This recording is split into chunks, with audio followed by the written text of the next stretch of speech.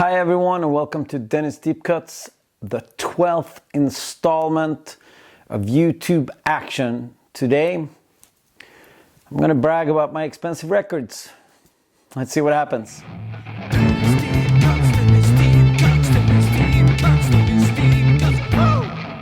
So it's been a bit of a busy week. I was up playing shows with our new doom metal jazz improv project back in Gillen. And then I got home on Sunday, and now it's Tuesday evening, and I'm filming this, and tomorrow morning I am heading down to Stockholm to practice and play shows with Invasion. So I haven't had time to prep that much, but I busted out my 10 most expensive albums for you to peruse. And we'll see where we end up on that. It is quite interesting. Most of my expensive records are 7 inches, but I took the most expensive albums.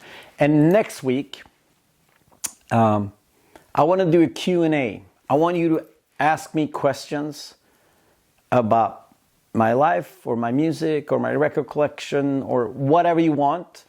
Ask the questions in the comments below, and then I'll take the 10 or 20, whatever, best questions, and I'll answer those next week. So that will be next week's show. Spoiler alerts. But let's do it. The 10 most expensive albums in my record collection. Let's go. The first record that I'm going to talk about is from 2008, and it's a record that I released. It's the first Mass History record, Vår del av stan. It's a test pressing of that record. Mass History was a great band. They put out 2 great records, and we did a fair amount of records of their records. We pressed a fair amount of records of their records. But then a long time ago, the band had a bit of a falling out, and the records have never been repressed or re-released since, and they're not even on streaming services. So if you want to listen to Mass History, you have to buy the records, which means that the usual pressings of the records are quite expensive. But this test pressing is around $300 or 300 euros for the test pressing. I mean, I guess it's only been sold once. There's 50 copies of it, so you know. Interesting enough, the second record called Mass History. We only made 30 copies of these on test pressings, but it's never been sold. So it might actually be more expensive than the first record once someone decides to sell it. But on 10th place, we have Mass History, Vår del av stan. It's a pretty fucking awesome record. You should check it out.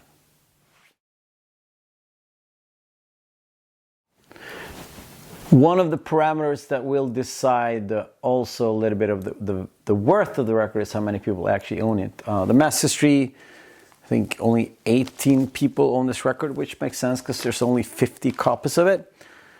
You can see on Discogs there's a little thing that says how many people actually own these records. Next record, 1983, Exclaim Records, Department of Youth Services, or DYS, with a hardcore classic Brotherhood. This one clocks in on $380.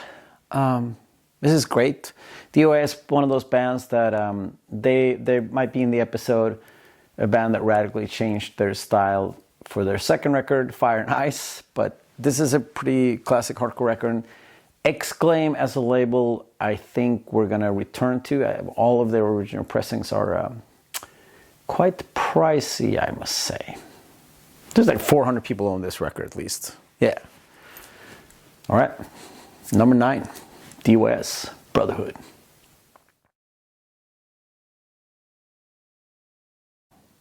The next record I'm going to talk about is a bit of a controversial record. It is from 1970 on Awareness Records, Charles Manson, The Love and Terror Cult. I bought this in LA a long time ago, and I thought it was quite pricey then, but now you have to cough up a good $400 to get your hands on an original pressing, and there's only 240 people in the world that owns an original pressing of this record. Is it something to be proud of? Leave your comments in the comments. Charles Manson, when he got arrested for the Tate LaBianca murders, his family put out this record with some of his recordings, figuring they'll sell tons of records so they can post his bail. They did not sell tons of records. They did not post his bail, and he remained in prison until the day that he died. It is a little bit of an interesting story because Charles Manson actually came to LA as an aspiring musician,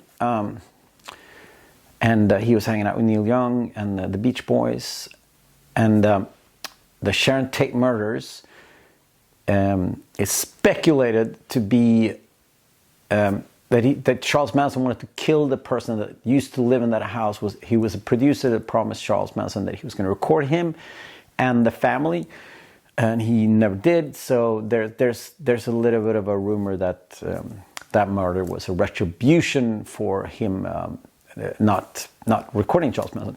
The recording is weird. It's like he's got a really sweet voice, and he's really, like, the guitar is slightly out of tune, but it is pretty fascinating to hear him sing and to own this piece of history, basically. Yeah, $400, 8th place, Charles Manson. Right on.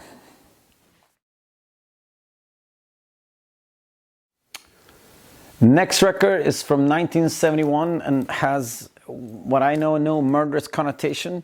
It's Gravy Train. This is a Vertigo UK press original. I think you have to cough up $450 for this one. I was a bit surprised. Gravy Train is one of those proggy, bluesy, psychedelic bands from the UK. It's a pretty cool record. I didn't know it was worth this much money. Maybe I'll trade it for some good punk rock one of these days. But yeah, on number 7, Gravy Train.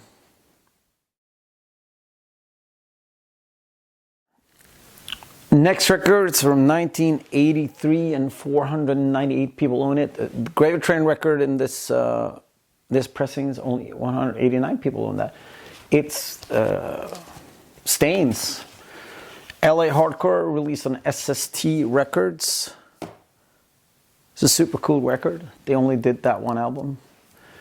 Cool hardcore bands that only put out one record. The list continues. I was quite surprised that you had to cough up almost $490 for this one. I mean, I remember when I bought it, whenever, and I paid like $50, and I'm like, oh, that's quite pricey.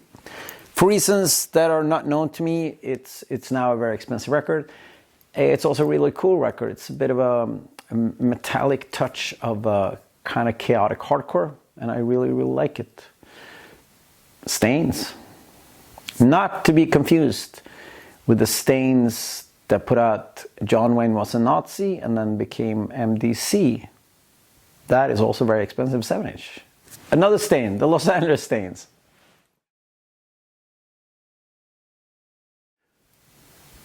The next 2 records actually have the same median price on Discogs. It's about $500. So the record that more people owned ended up on 5th place. From 1982, it's the Misfits on Ruby Records original pressing. There's tons of pressings on this one, but this is the original one. I think I have 4 pressings of this record just because, why not? Why not own 4 pressings of a Misfits record? Obviously, fabulous record, and I mean, maybe it's not really worth paying $500 for it, but I mean, it is the Misfits, and they are fabulous and fantastic. And I saw them live at Riot Fest, and I cried because I was so excited. I also seen them a couple of times with weird and different singers, but that's another story.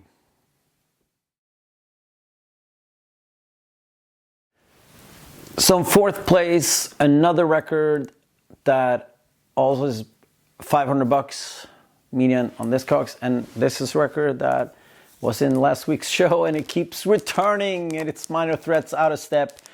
The first pressing with a black back cover. I also have 5 pressings of this one because why not? It's one of the greatest records ever made. $500, Minor Threat Discord Records. If I'm gonna do this for 7 inches, Disco Records will have a lot of the top 10 spots. But for vinyl, they only have one spot, but it's the number 4th spot. It's Minor Threat with Out of Step. What a record. What a record.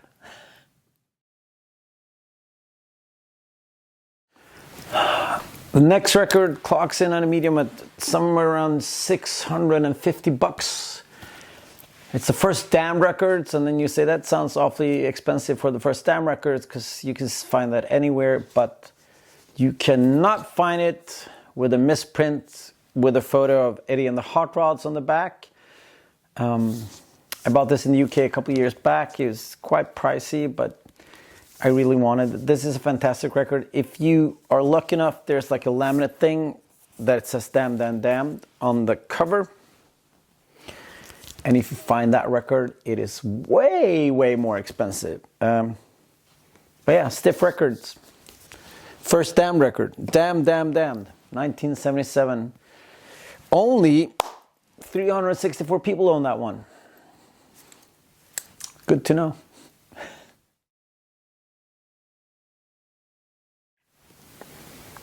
Second place, 1967. First Velvet Underground record clocks in at $790 to $800 in medium price. It is also, when I checked my record collection to see what's the most expensive record from my collection, well, as it's been sold, the most expensive copy, this one by far was the most expensive one. I bought this at a record store in the States a couple of years back because it had a little bit of a skip on the first song, which is quite annoying, but it also made it possible for me to buy the record. But this is actually a piece of art, like the banana, the Andy Warhol and everything. And interestingly enough, it is also the only record on this entire list that's released on a bigger label. Verve Record was a jazz label. It's still around today, owned by Universal today, not back in the days. But it's the only record on this whole list that's it's like a bigger label. All the other records are small indie labels, and it makes sense that not many people got a hold of them, and not many people could find these records. There's maybe 1,300 people own this one in this pressing, which is the most amount of people that owns any of the records on this list. And it makes sense because it was released on a big label. Also, Velvet Underground is also by far the biggest band on this list. So it makes sense. On second place, Velvet Underground.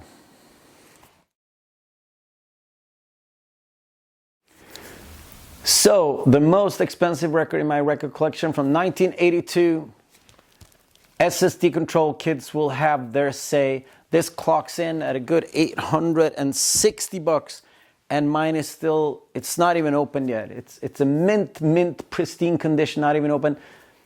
I had a friend that gave it to me years ago, and yeah, it's a pretty fantastic hardcore record, an absolute gem of a cultural history right here. My most expensive record in my record collection.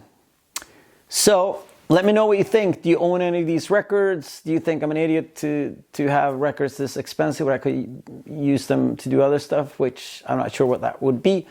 And what's your most expensive record in your collection?